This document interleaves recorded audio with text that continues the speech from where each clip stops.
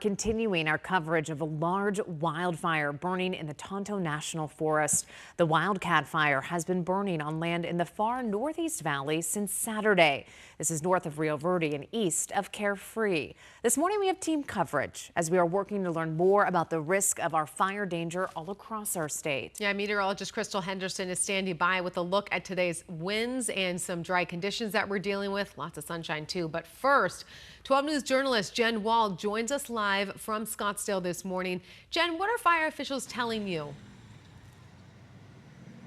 Yeah, good morning to you. And when you're driving out here on Rio Verde Boulevard, we are right near 136th Street. There are signs that say fire danger is extreme. And we want to give you a look at the skies now. If you zoom off towards where that fire is burning, you can see it is pretty hazy this morning. We don't see any huge plumes of smoke right now. But again, the sky not very clear from the smoke that kind of settled overnight. And firefighters and fire crews, they're telling us, well, they gave us an update about 9 hours ago. So far, the blaze has burned more than 22 square miles of land, and Tonto National Forest officials have expanded the closure area here to most of the wilderness that's immediately northeast of Scottsdale. So flames and thick smoke stretched into the sky yesterday as crews worked to knock out the blaze. And since about 11 a.m. yesterday, the fire grew by more than 200 acres. Now, at that time, the fire was 0% contained, but positive news to report this morning. Crews say they were able to contain about 23% of the blaze. And then yesterday afternoon, unfortunately, wild winds kicked up, and fire officials tell us they had to stop flying attacks over those flames. 6 of Arizona's 12 hotshot crews are involved in fighting this blaze.